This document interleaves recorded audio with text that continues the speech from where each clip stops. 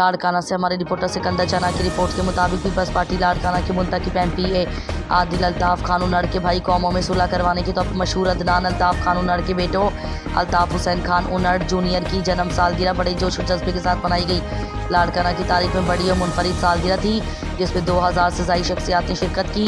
सालगिरह में अब्दुल हमीद जैसर, फारूक जतोई, बशीर लाड़क, हबीब खोकर, मोहम्मद दाऊद जोनीजो, मेहराब खास खेली, वाजिद जखरो, वाहिद जखरो, सैयद जुल्फ़िकार अली शाह, इखलाक उन्नड़, अजमल जोनीजो, खैर मोहम्मद आरीजा, मोहसिन आरीजो, जाहिद कलहोड़ो, दौलत चांडियो, सैयद दीदार शाह, अजीज़ पीरजादो, सोबत जसकानी, निसार जसकानी, हबीब जथियाल, बदरुद्दीन समेत हज़ारों शख्सियात ने शिरकत की।